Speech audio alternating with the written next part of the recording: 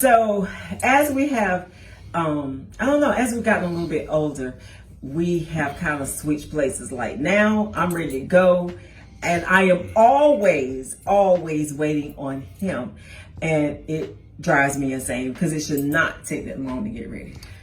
For the last, 2 years, maybe, she's waiting on me. Oh, it's not no 2 years. But for 19 years, 18 years, I've been waiting on her. So I just slowed it down. A 911 call came in at 6:44 p.m. on March 22nd, 2025. The dispatcher heard the line go dead. When they called back, a man answered. He denied calling. In the background, a woman's voice was heard. She was saying, "Why do you want to kill me? I need help." Moments later, a gunshot echoed through the line. That was the last sound anyone would hear from the home of Teresa and Christopher Pugh. Police arrived at a residence on Cheney Drive in Garner, North Carolina. Inside, they found two bodies, husband and wife. Both were dead from gunshot wounds. No signs of forced entry. No sign of struggle. No third party. A single weapon was recovered at the scene. What began as a dropped 911 call quickly turned into a closed-door crime scene. Teresa Adams Pugh was 54 years old. She had 3 children, 17 grandchildren, and a public image rooted in beauty, fashion, and family. Her husband, Christopher Pugh, 53, had no prior criminal history. The couple had been married for more than 2 decades. Family members said there was no history of violence, no threats, no warnings. But within seconds, everything unraveled. This investigation examines what happened inside that house, before the call, during the shooting, and after the silence. From a 9/11 recording to the autopsy reports, from family statements to unanswered questions, this is a case of Teresa Adams Pugh. Welcome to True Crime Unmasked. Subscribe and hit the bell icon for more stories. The show where we uncovers the disturbing crimes tearing communities apart and the haunting truths hidden behind closed doors. These are real stories, real individuals, real consequences. Stay tuned for more captivating stories. Now let's begin. Teresa Renee Adams Pugh was born on June 29, 1970, in Moore County, North Carolina. Her early life followed a conventional path. She attended Pugh High School, where she completed her secondary education. In her adult life, Teresa developed a career in customer service and administrative roles. She held management and supervisory positions, including work at ARS and later at UPS. Co-workers and community members viewed her as capable, reliable, and organized in professional settings. She maintained consistent employment in the customer service sector, developing experience in communication, oversight, and internal operations. Outside of her work life, Teresa developed interests in beauty, fashion, and home decoration. She had a documented passion for vlogging and content creation. According to public online records and her social media presence, she often posted personal style updates, home interior design ideas, particularly around holidays, and motivational content. Her public image aligned with positivity, personal growth, and family pride. She was known in her community as a woman who actively participated in social gatherings and was particularly engaged during major family events. She was the person responsible for hosting Thanksgiving each year and was described as someone who planned and decorated extensively for it. Teresa was also a lifelong member of St. Anna Free Will Baptist Church. She participated in church activities, including holding the position of church secretary at various points. Her participation in church life was consistent and well documented by family and congregation members. Her familial ties were central to her identity. She was a mother of 3 adult children and a grandmother to 17 grandchildren. According to family reports, she also had a few great-grandchildren at the time of her death. She was known among relatives as dependable and organized, someone who created structure, led family routines, and contributed positively to generational events. Her social media presence reflected a strong sense of stability. There were no visible indicators of conflict or distress in her recent posts. No references were made, explicitly or implicitly, to issues within her personal or marital life. This lack of digital red flags would later become a major point of concern in post-incident assessments. Christopher Pugh, age 53 at the time of the incident, had been married to Teresa for over 20 years. His public profile is minimal. Available information suggests he was a private individual, not widely active on social platforms, and not engaged in any professional or criminal controversies.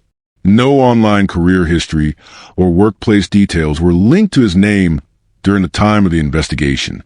In the neighborhood where he lived with Teresa, on Cheney Drive in Garner, North Carolina, he was generally perceived as quiet but approachable. Community members have stated that Christopher was involved in neighborhood activities in small but visible ways. For example, local reports mention that he supported children's lemonade stands and was friendly to neighbors during community events. No history of domestic violence, police involvement, or legal conflict was associated with Christopher Pugh. His criminal background was clear. Additionally, there were no formal complaints, protective orders, or social service interventions reported by or against him. Mental health records for Christopher Pugh are not publicly available. No statements have been made by officials regarding any diagnosis or treatment. Family members who spoke to the media after the incident expressed complete shock, describing him as stable and consistent. They said there were no threats or signs of aggression in the home. However, in the absence of clinical documentation, the possibility of undiagnosed or hidden mental health concerns remains open. One of the more pressing questions raised after the incident was the presence of a firearm in the home. According to immediate family members, no one was aware that Christopher Pugh owned or had access to a gun. There was no known permit or public record of registered ownership.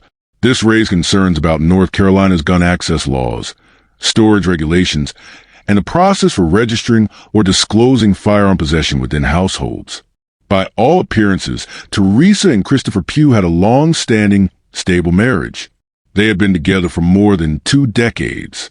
They had raised children together and participated in the upbringing of multiple grandchildren and great-grandchildren.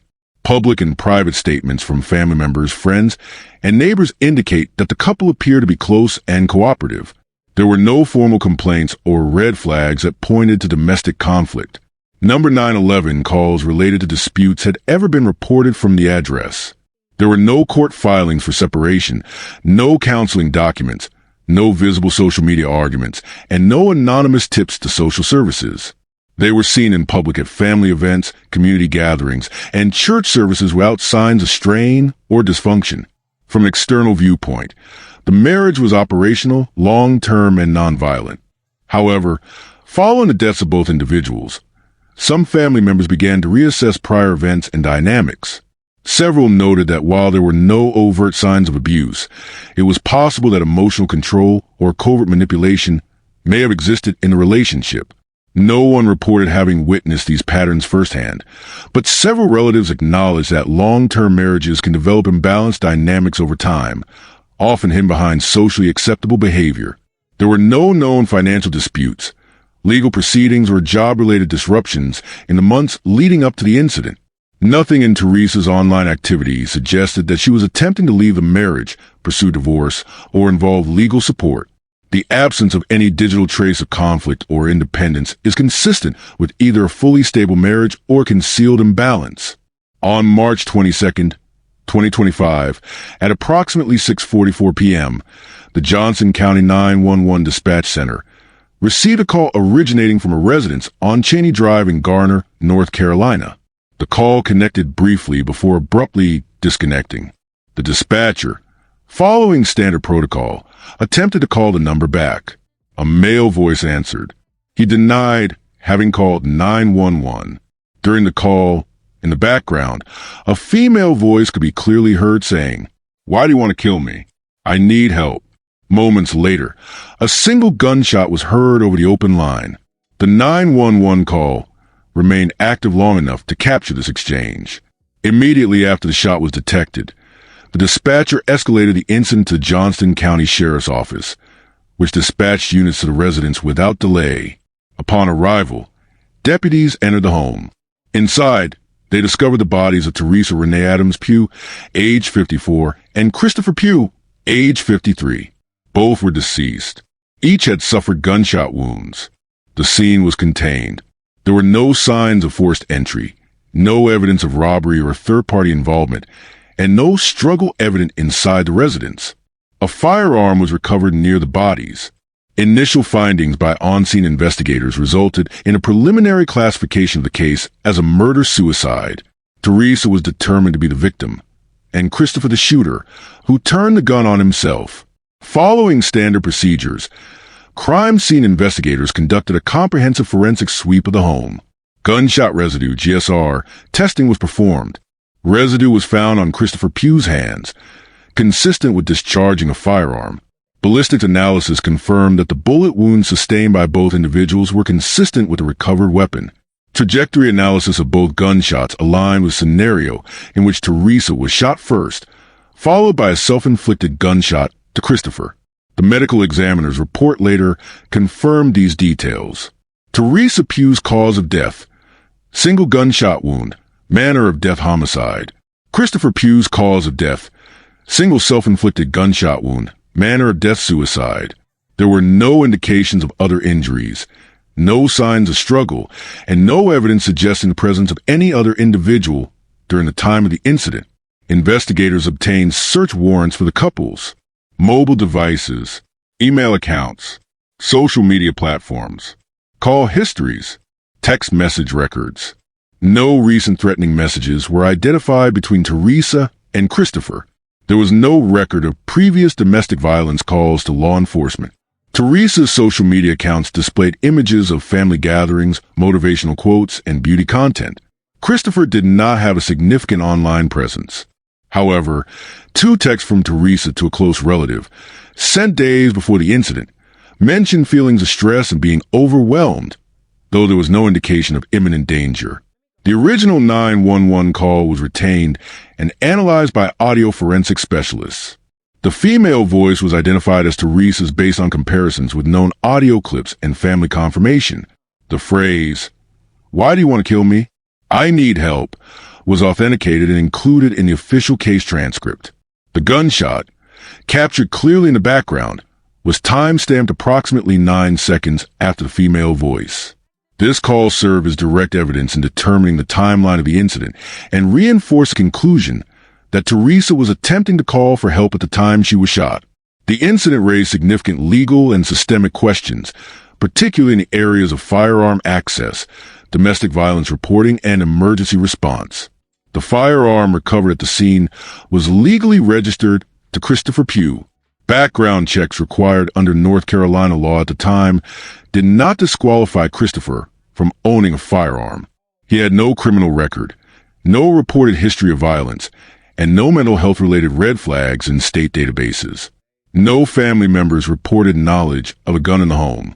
This led to broader questions. Should psychological evaluations be required before weapon ownership? Are current firearm background checks sufficient to detect potential risks in domestic environments? No previous protective orders, police reports, or court filings existed related to domestic disputes in the Pugh household. Family members and friends told investigators there were no known signs of abuse, physical or emotional. The case raised concerns about non-physical forms of abuse, including emotional control, financial coercion, or isolation, none of which have been documented. Policy questions that emerged: are public education efforts enough when it comes to invisible abuse? How can communities better recognize and respond to early warning signs, especially in long-term relationships? The emergency response system functioned according to existing protocols. Call received, disconnected, call back initiated, threat detected, units dispatched. Still, the case led to debate. Could dispatchers have recognized the urgency sooner? Should protocols include instantaneous GPS tracking or live call analysis when specific phrases like "kill me" or "help" are heard? Are systems in place for identifying and escalating threats based solely on background audio? These questions have since been cited in state-level discussions about improving dispatch training and automated risk escalation systems. Multiple family members, including Teresa's children and mother, provided statements to the media and law enforcement. Key quotes: "We had no idea something was wrong. They looked happy. They were married for more than 20 years and always seemed stable. The family confirmed that Teresa had not spoken of any issues within the marriage and did not express fear of Christopher. They also indicated there was no known gun in the house. Marion Shaw spoke to reporters following the funeral. She expressed shock at the sudden loss. She emphasized Teresa's role as the family's gathering point, especially during holidays. She had a bright personality and strong faith. Marion reiterated that the incident came without warning and that there were no signs of violence or danger from Christopher prior to that evening. Another relative, Josette Battle-Goings, gave a separate interview to WRAL. From the outside looking in, you'd never know.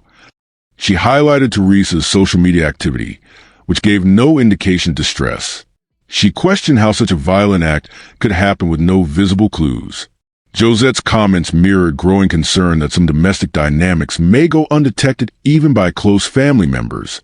Residents in the Spring Creek Estates neighborhood described the couple as private but polite. One neighbor said Christopher helped our kids set up a lemonade stand.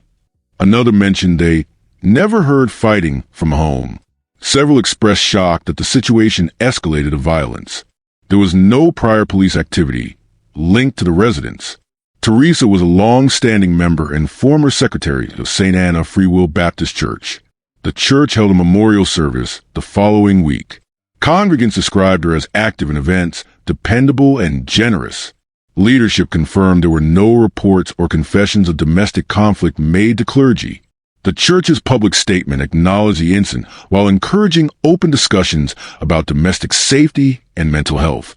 After a comprehensive investigation, the Johnston County Sheriff's Office formally closed the case as a murder-suicide. Christopher Pugh shot his wife, Teresa Adams Pugh, inside their home.